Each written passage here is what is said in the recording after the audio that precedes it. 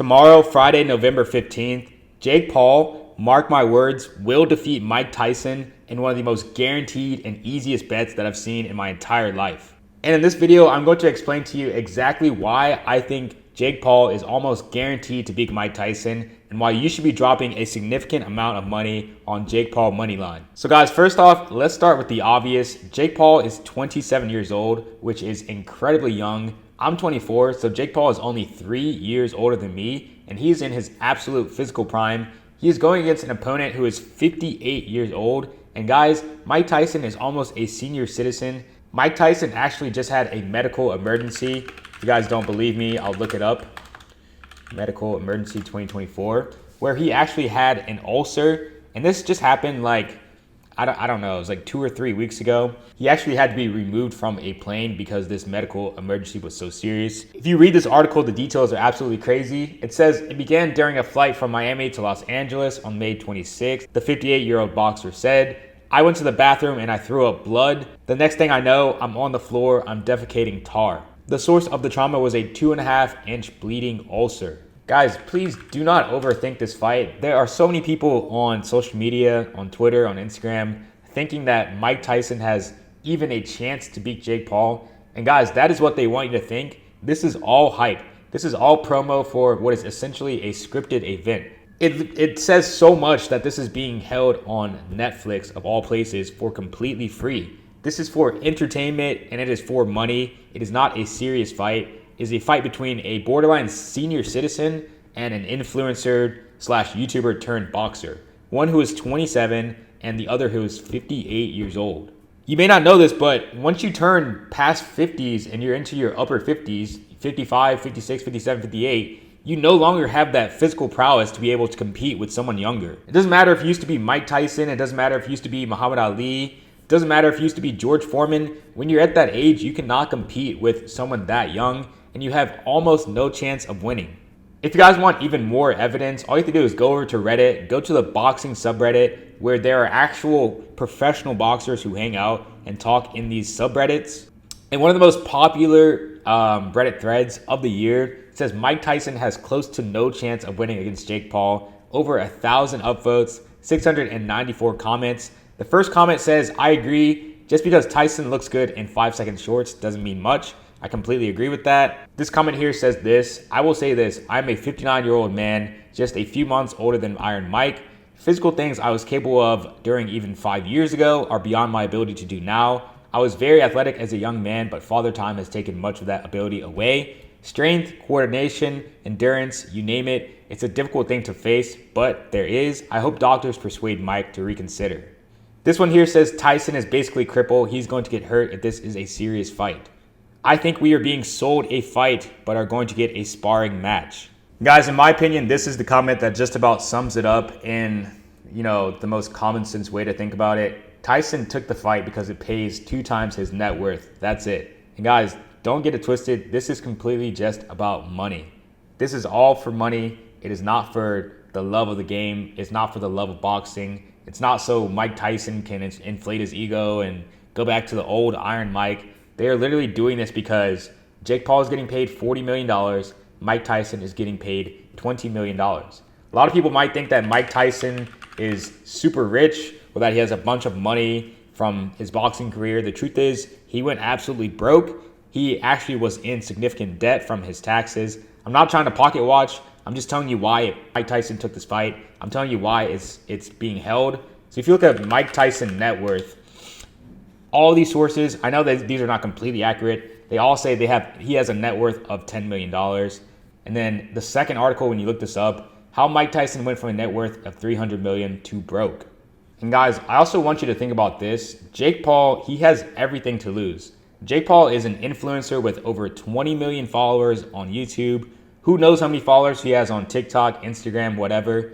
His entire business is about his image, and he actually cares about how people will see him in 10, 20, 30 years. So why would Jake Paul take a fight knowing that he's going to lose?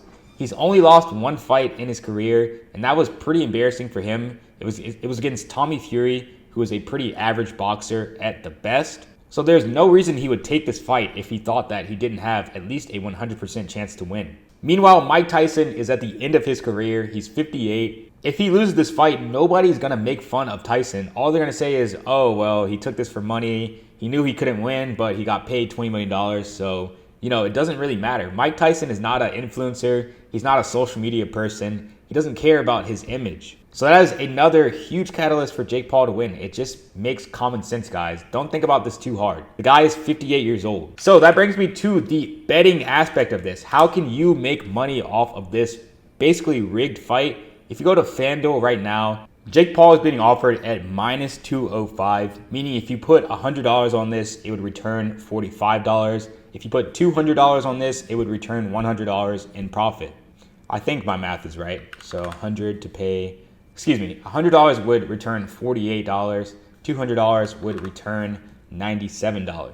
So I actually grabbed this line the other day at minus 215. I put $440 on it. $430 on it. Here's my bet slip, guys.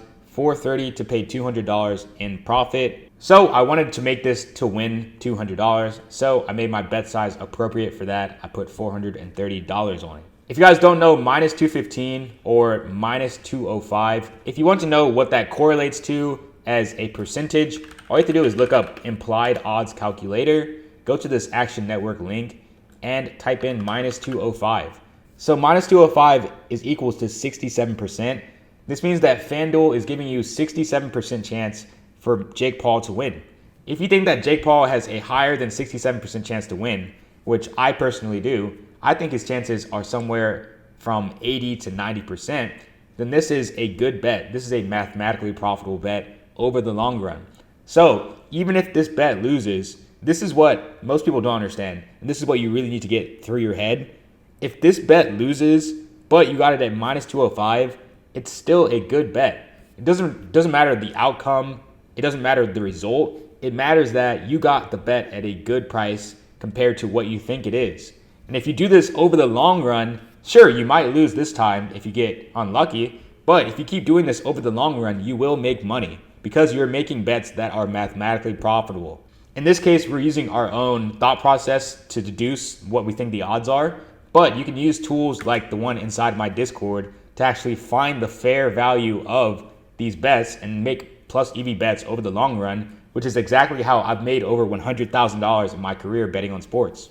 So what I'm going to do is I'm going to leave a link down in the description to a 7-day free trial of my Discord where you guys can get all my plus EV props. I went ahead and I dropped this play in the Sportsbook VIP section, this Jake Paul play. This is where I drop my personal plays at in this channel called Sportsbook VIP.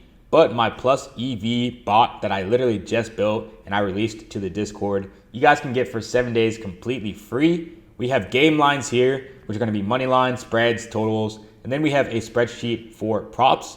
And I'm going to show you guys how this kind of works. So you just go to this channel right over here, and the spreadsheet gets sent every, I believe, 30 seconds. And it literally just updates, it refreshes with the most mathematically profitable bets available across the entire market on every single book that you could ever need.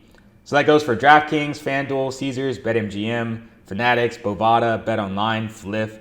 Every single sports book we have programmed into the spreadsheet.